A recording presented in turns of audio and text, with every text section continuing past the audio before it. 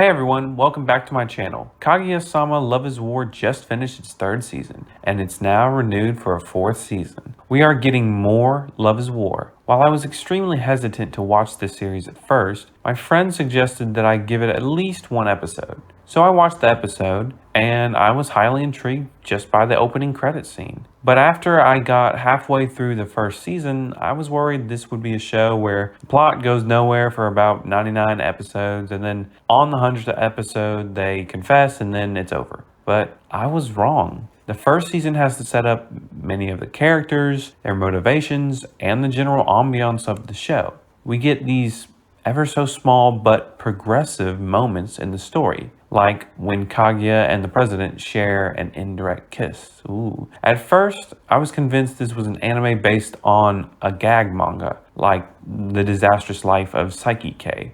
But no, we get these two students that are friends of Kaguya and the president, and they actually get together because Kaguya helps out the girl and Miyuki helps out the guy. And so we see these two get into an actual relationship. And so we know that things are going to progress. And the basis of the show entirely between Kaguya and the president is a will they won't they relationship. But ultimately there is an ending. More on that later though. The second season nailed down the tone of this anime. Lighthearted but earnest. In the Student Council President election arc, we see Miyuki being honest about Kaguya's tenacity and eloquence, especially with him asking for help on his speech. And we get a whole freaking episode about Kaguya suffering from love sickness. Now that is one romantic soul. There are definitely some wacky scenes, like at the end of the season with that whole exploding balloon, whatever that was. But there are times when you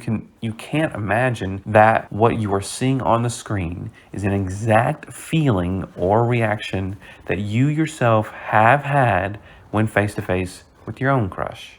The perfect thing about this show is that it's actually funny, like genuinely, and it's also romantic. Sure, we get glimpses of comedy in Bunny Girl Senpai, and we get a lot of romance in My Dress Up Darling, but in Kaguya-sama, we get a show with well-crafted jokes and sweet scenes of romance. The third season is the ultimate culmination of the variety of tones so far. Kaguya-sama ultra romantic. Towards the end of the season, we already have an end game in mind. Confession.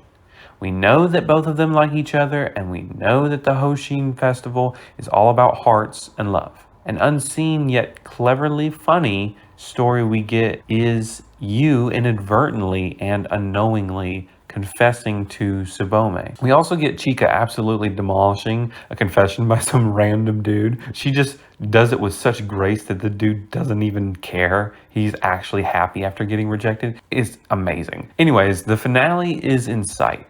A thief runs rampant around campus, distracting Chika and setting up a grand caper.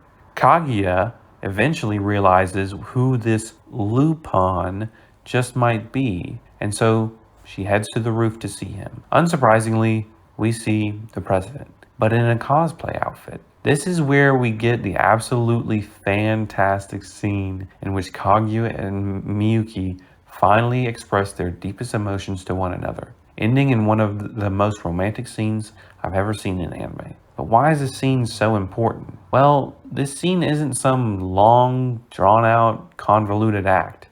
There's a finality to it. We have solid evidence that we can take away from this show. As much as people like to say they want things to last forever, humans actually enjoy closing the book on a subject. We like things wrapped up in a neat little package. It's done, it's finished, it's complete. Sure, we are getting another season here within the next year or so, but it would be okay just to end it there. I love Kaguya-sama, Love is War. And if you can believe it, it has made me watch more romance anime, opening me up into a world completely unbeknownst to me. Now I have seen some or all of My Love Story, Bunny Girl Senpai, Rent a Girlfriend, My Dress Up Darling, and many others. I never thought that I would like romance anime. Yet now, anime in that genre are quickly approaching my top favorite anime. So if you're debating on trying something new, go for it. It just might be a fantastic surprise. Please remember to like and subscribe. All of my socials are in the description. And have a good rest of the week. That's it for the Eagle-Eyed Samurai.